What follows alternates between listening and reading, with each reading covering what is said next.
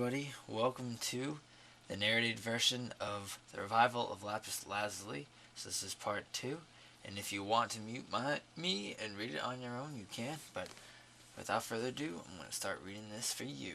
Yes, Pearl, this new Lapis is a half-gem, half-human hybrid like Steven, replies Garnet. How is that possible? Pearl asks. You should know by now that nothing is impossible ever since Steven, answers Garnet. Months have passed since the day of Malachite. Gym aggression has been low.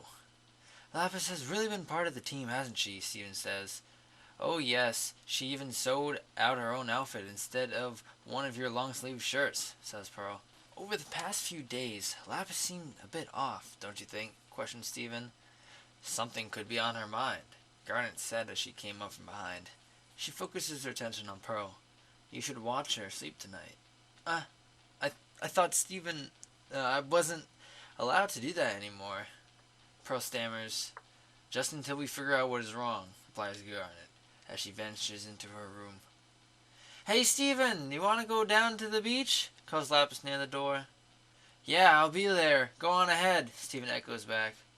Okay, don't wait up, slowpoke, she taunts back. Steven turns back to Pearl with worry in his eyes. You will tell me what you see, right? Yes, now run along. She's waiting, replies Pearl. Steven made it through the house and down the steps to meet Lapis on the shore.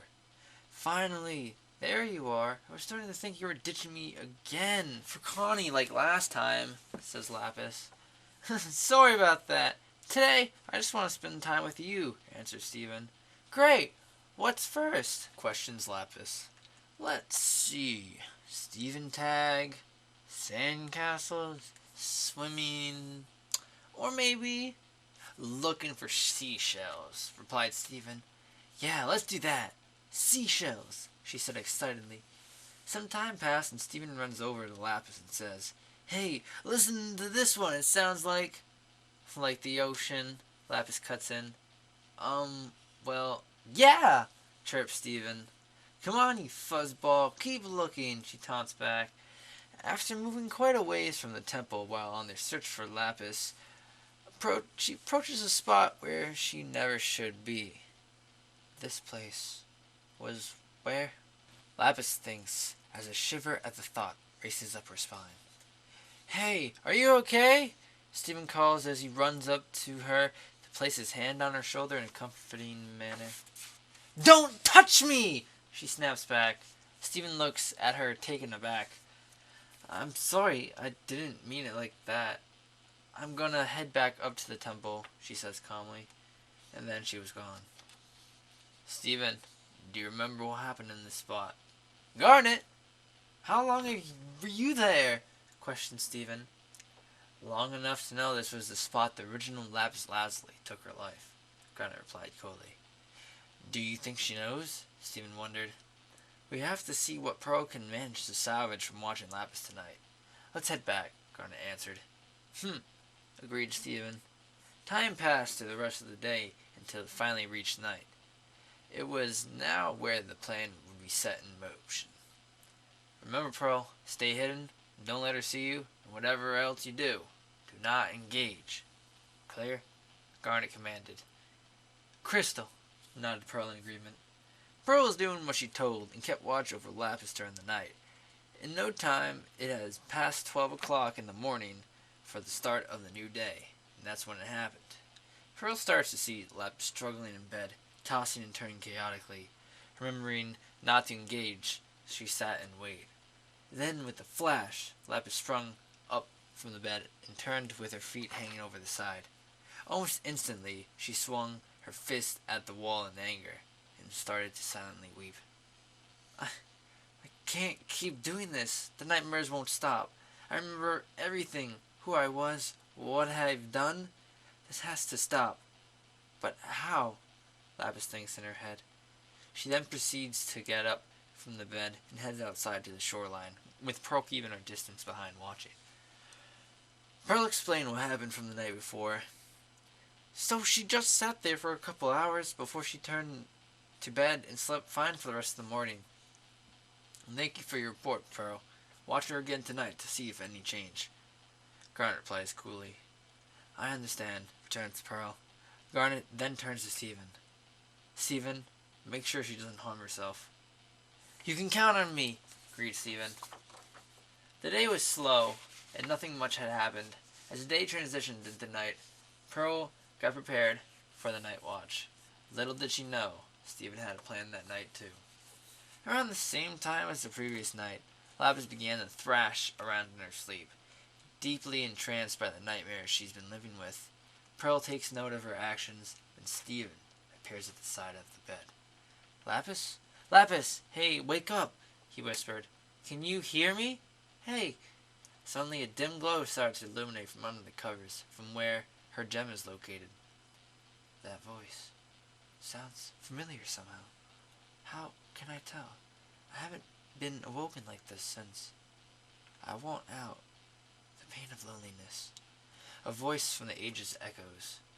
It's me, Stephen. Can you hear me? Wake up! Oh yes. I can remember if I try hard enough. Stephen. I'm sorry. I failed. I'm too far gone. It's not even me.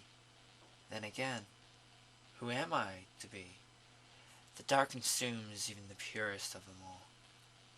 Suddenly, Lapis jolted awake from Stephen, shaking her vigorously, releasing her from a trance.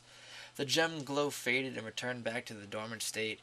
She began to cry and run away from Stephen, and noticed Pearl emerging from the back behind her post, and hid behind her while grasping her clothing tightly. Stephen, he hurt me, Lapis sobbed. It's okay, little one. Pearl comforted. What were you thinking? He began. I'm sorry, Lapis. I didn't mean to hurt you. Her velvet white eyes scanned him like she was looking for some other sign of cause. All Lapis knew was that it's almost time. Well, I guess I should go back to sleep then. There's not much time left in the night, you know. Lapis sniffled as she marched back to her room. Before Stephen and Lapis woke up from the night's confrontation, Pearl rushed to Garnet's room to explain the night's event. Yes, I see. It glowed, you said? Garnet questioned. Yes. When Stephen was talking to her, Pearl answered. We have to assume that the original Lapis is still in there and sense it being called upon by Stephen. We will talk to our Lapis later, Garnet decided. That's some accusation, said Pearl. Future vision, Garnet replied. Right, nodded Pearl. When the time came, the temple was awake and lively, but there was a tinge of somber in the air. Suspense was looming overhead, while Garnet, Stephen, and Pearl got Lapis for a face-to-face confrontation. They had told her about the past 2 nights and their thoughts on what happened. You just don't understand what it is like to be tormented these past few weeks with nightmares and memories. Lapis cried out as she began her tale of misery. Yes, that's right. I know everything of that day months ago. How she fell for you, Stephen. What she did, the pain, everything. Garnet, Pearl, and Stephen were very much interested in her tale, and listened quietly to not interrupt. You can't possibly understand what it is like to have stolen someone's whole life just because of me. A mistake. Stephen made a motion to speak. Don't even start. I am not finished. I remember what it was like as Malachite, the wretched beast, being in the mirror before the war, what homeworld was like, meeting you. The pain, suffering, and bare loneliness has destroyed her, and then Stephen came along and saw that some things are worth fighting for. Lapis is still inside me, or herself, and is trying to get free and release herself from further suffering. I can hear her voice inside, wanting to be free. And I will give her her wish! Lapis announced as she sprang up from her tear-reddened spot on the floor and stormed out the door. Lapis! They shouted after her. Stephen, we must stop her, Garnet commanded. Right, agreed Stephen. As the 3 opened the door and started to head down the steps, Lapis noticed them and called, You can't do anything that would stop me. This was never my life to live. It is yours now, Stephen shouted back. I am thankful for everything you did for me. All of you. Stephen, I am proud to be your... she whispered before she was cut off by the sound of the knife she plunged into her stomach.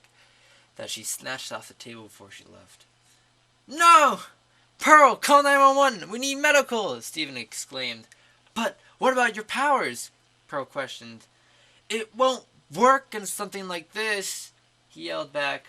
"Okay, I'm on it," Pearl nodded. There's no time for that either. Lapis knew this. It's what she wanted. All along for some time now, Garnet told Stephen. "Lapis, but why?" asked Stephen. "You know, I've never forgot the time we spent together. Live the life you want to the fullest. I did, and regret nothing. Tell Mother I said I'm sorry when you see her. I never wanted it to be like this. Live the rest of your life, Stephen, for the both of us." Lapis whispers as her final breath exhaled, and the once vivid, colorless white eyes sunk into a dull, dark gray. At the time, the gem on her back of Lapis detached itself, like the time in the mirror, and began to reform, and this time with no imperfection. The being that was regenerated was the original Lapis Lazuli. The ambulance had arrived shortly after and begun CPR to try to bring back Lapis from the deceased.